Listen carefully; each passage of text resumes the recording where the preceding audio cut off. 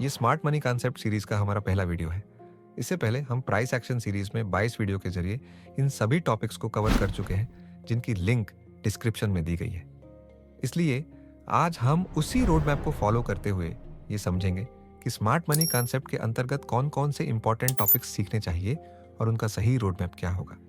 लेकिन smart money road map को समझने से पहले हमें यह जानना जरूरी है कि स्मार्ट मनी कॉन्सेप्ट आखिर है क्या और एक रिटेल ट्रेडर के लिए इसे सीखना क्यों जरूरी है।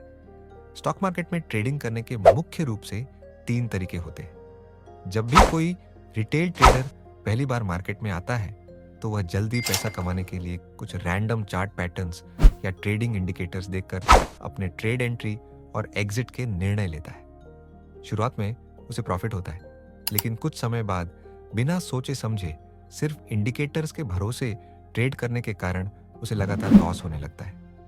यही वजह है कि बहुत से रिटेल ट्रेडर्स मार्केट को गैम्बलिंग समझने लगते हैं और मान लेते हैं कि इसमें सिर्फ नुकसान ही होता है।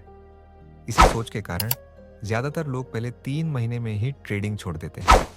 लेकिन कुछ ट्रेडर्स जो थोड़े जिद्दी होते हैं, वे बार बार होने वाले लॉसेस को रिकवर करने के लिए मार्केट को गहराई से समझने का फैसला करते हैं।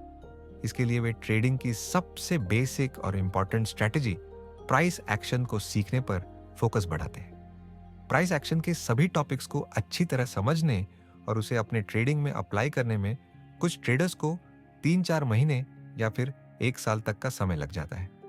आगे इस सीरीज में हम जानेंगे कि स्मार्ट मनी कॉन्सेप्ट कैसे काम करता है और इसे स्टेप बाय स्टेप सही तरीके से कैसे सीखें। अब इस स्टेज तक आते आते कई रिटेल ट्रेडर्स अपने लॉस को कंट्रोल करना सीख जाते हैं, लेकिन फिर भी जिस उम्मीद के साथ वे मार्केट में ट्रेडिंग करने आए थे, यानी प्रॉफिट कमाना, वह अभी भी उनसे दूर ही रहता है। प्राइस एक्शन को सीखना तुलनात्मक रूप से आसान होता है, इसलिए बहुत बड़ी संख्या में रिटेल ट्रेडर्स इसे अपनाते हैं और अपनी ट्रेडिंग में इस्तेमाल करते हैं।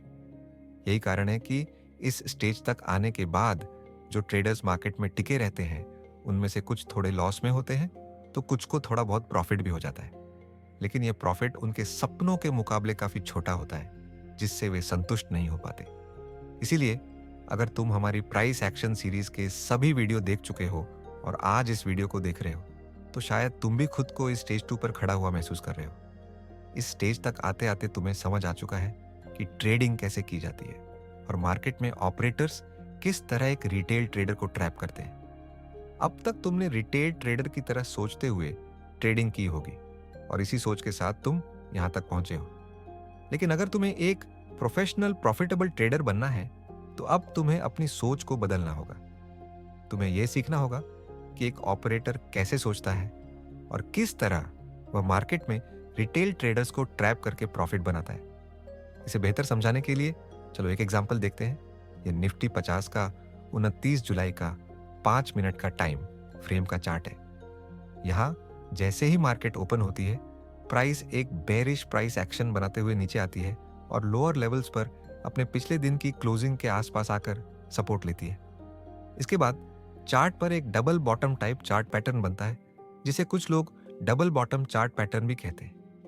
अब इस प्राइस एक्शन को देखकर बहुत से रिटेल ट्रेडर्स ये सोचने लगते हैं कि मार्केट ने इस सपोर्ट लेवल को 2 बार रिस्पेक्ट किया है, जिसका मतलब ये हो सकता है कि प्राइस यहां से रिवर्स होकर ऊपर निकल सकती है। इसी सोच के साथ जैसे ही प्राइस इस पैटर्न को ब्रेक करके ऊपर निकलने लगती है, तो इस बिग बुलिश कैंडल के नीचे अपना स्टॉप लॉस लगाकर लॉन्ग ट्रेड में एंट्री करते हैं। साथ ही कुछ ट्रेडर यहां ट्रेड एंट्री करने के लिए इस रेजिस्टेंस एरिया का ब्रेकआउट होने का इंतजार करते हैं। कुछ देर बाद मार्केट इस रेजिस्टेंस को भी तोड़ देता है, जिसे देखकर जिन ट्रेडर्स को मार्केट में यहां एंट्री करने का मौका नहीं मिला था, वे सभी इस ब्रेकआउट पर लॉन्ग ट्रेड में एंट्री करते हैं। लेकिन थोड़ी ही देर में प्राइस नीचे जाते हुए यहां सभी रिटेल बायर्स के स्टॉप लॉस हिट कर देते हैं। अब इस दिन आप में से बहुत से ट्रेडर्स ने यहां लॉस जरूर किया होगा। अगर आपने भी लॉस किया है तो कमेंट जरूर कीजिए।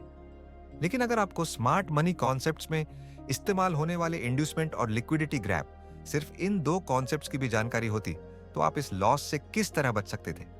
चलिए जानते हैं। 26 जुलाई को निफ्टी 50 में लगभग 400 पॉइंट्स का एक तरफा बुलिश मूव आया था, जिस कारण इस दिन बुलिश साइड में एंट्री करने वाले रिटेल ट्रेडर्स को अच्छा प्रॉफिट हुआ था।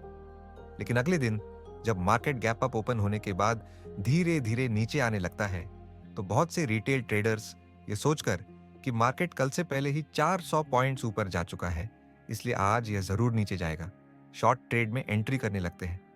साथ ही मार्केट में ऊपर की तरफ 25,000 का साइकोलॉजिकल लेवल का रेजिस्टेंस भी मौजूद होता है। जैसे ही प्राइस नीचे आने लगती है, तो कुछ ट्रेडर्स यहां ऊपर और कुछ इस एरिया में अपने स्टॉप लॉस लगाकर शॉर्ट ट्रेड में एंट्री करते हैं। लेकिन जैसे ही मार्केट यहां सपोर्ट लेकर ऊपर निकलने लगता है, तो कुछ फ्रेश ट्रेडर्स सपोर्ट लेवल के पास से यह सोचकर लॉन्ग ट्रेड में एंट्री करते हैं कि मार्केट फिर से अपना कल का बुलिश ट्रेंड कंटिन्यू कर सकता है। अब अगर आप नोटिस करेंगे तो यहां ऊपर और नीचे दोनों तरफ रिटेल ट्रेडर्स के स्टॉप लॉस लगे हुए हैं। इसका मतलब इन दो एरिया में सबसे ज्यादा लिक्विडिटी चार्ट पर मौजूद है। जैसे ही प्राइस थोड़ा ऊपर बढ़ने लगती है, तो यहाँ शॉर्ट ट्रेड में एंट्री करने वाले ट्रेडर्स के स्टॉप लॉस हिट होने लगते हैं, जिस कारण ये मार्केट से बाहर हो जाते हैं। इसका मतलब है कि अब ऊपर की तरफ लिक्विडिटी कम हो रही है। इसलिए ऑपरेटर्स द्वारा चार्ट पर इस तरह के फेक ब्रेकआउट्स क्रिएट किए जाते हैं, जिससे रिटेल ट्रेडर्स को लालच दिया जाता है। इसे स्मार्ट मनी कॉन्सेप्ट में इंड्यूसमेंट कहा जाता है। इस ब्रेकआउट को देखकर बहुत से रिटेल ट्रेडर्स इस रेजिस्टेंस के नीचे अपना स्टॉप लॉस लगाकर लॉन्ग ट्रेड में एंट्री कर लेते हैं। जैसे ही वे एंट्री करते हैं, ऑपरेटर्स को मार्केट को नीचे ले जाने के लिए सेल ऑर्डर्स एग्जीक्यूट करने के लिए जो लिक्विडिटी चाहिए होती है, वह यहाँ जनरेट हो जाती है। अब इसी लिक्विडिटी को ग्रैब करते हुए प्राइस इन सभी बायर्स के स्टॉप लॉस खाते हुए तेजी से नीचे चली जाती है। यहाँ ब्रेकआउट हो रहा है ऐसा दिखाकर ऑपरेटर्स द्वारा रिटेल ट्रेडर्स की साइकोलॉजी और माइंडसेट के साथ खेला जाता है। इसी तरह स्मार्ट मनी कॉन्सेप्ट काम करता है। इसलिए इस तरह के ट्रैप्स से बचने के लिए आपको स्मार्ट मनी कॉन्सेप्ट को सीखना बहुत जरूरी है। अब स्मार्ट मनी कॉन्सेप्ट का रोड मैप जानते हैं। इसमें कुछ इंपॉर्टेंट टॉपिक्स शामिल होते हैं। सबसे पहले आपको मार्केट स्ट्रक्चर मैपिंग के अंतर्गत ब्रेक ऑफ स्ट्रक्चर बोएस को सीखना होगा। इसके बाद चेंज ऑफ कैरेक्टर चोचीएच कब होता है, मेजर और माइनर मार्केट ट्रेंड्स, जिन्हें कुछ लोग प्रो ट्रेंड और काउंटर ट्रेंड भी कहते हैं, इसे समझना जरूरी है। साथ ही स्ट्रॉन्ग हाइज और स्ट्रॉन्ग लोज, वीक हाइज और वीक लोज किस तरह बनते हैं, प्राइस वैलिड और इनवैलिड पुलबैक्स कब लेती है, सप्लाई और डिमांड फ्लिप क्यों होता है, इन्हें भी सीखना पड़ेगा। बेसिक मार्केट स्ट्रक्चर को सीखने के बाद ऑर्डर ब्लॉक्स के अंतर्गत ऑर्डर ब्लॉक क्या है और यह किस तरह काम करता है, swing order blocks, internal order blocks, breaker blocks, mitigation blocks, rejection blocks, ये सब कैसे काम करते हैं, हायर टाइम फ्रेम में पॉइंट ऑफ इंटरेस्ट POI और लोअर टाइम फ्रेम में रिफाइंड ऑर्डर ब्लॉक्स कैसे इस्तेमाल करते हैं, ये सब मुख्य रूप से स्मार्ट मनी कॉन्सेप्ट सीखते समय कवर किए जाते हैं। ये सब सीखने के बाद स्मार्ट मनी कॉन्सेप्ट में सबसे इंपॉर्टेंट माने जाने वाले मार्केट बैलेंस को समझेंगे। इस पार्ट में हम चार्ट पर लिक्विडिटी को विस्तार से जानेंगे। इंटरनल लिक्विडिटी और एक्सटर्नल लिक्विडिटी क्या होती है, साथ ही लिक्विडिटी जोन्स, लिक्विडिटी पूल्स और इनके आसपास मार्केट में लिक्विडिटी को किस तरह ग्रैब किया जाता है, इसे भी समझेंगे। एक रिटेल ट्रेडर को इंड्यूसमेंट यानी लालच दिखाकर फेक ब्रेकआउट्स में फंसाने की तकनीक और उनके स्टॉप लॉस को हंट करने की प्रक्रिया को हम चार्ट्स पर सीखने वाले हैं। Fair value gaps, discount and premium, volume imbalance जैसे महत्वपूर्ण पहलुओं का भी इस टॉपिक में समावेश होगा। अब आप में से कई ट्रेडर्स इस रोड मैप में बताए गए टॉपिक्स के नाम सुनकर घबरा सकते हैं, लेकिन चिंता करने की जरूरत नहीं है। प्राइस एक्शन सीरीज में हमने जो भी सीखा है, वही चीजें स्मार्ट मनी कॉन्सेप्ट में थोड़े अलग नामों से जानी जाती हैं। इसलिए इस सीरीज में हम आपको इन सभी टॉपिक्स को आसान भाषा में समझाने की कोशिश करेंगे। इसके अलावा अगर कोई जरूरी टॉपिक छूट गया हो तो कृपया कमेंट में जरूर बताएं।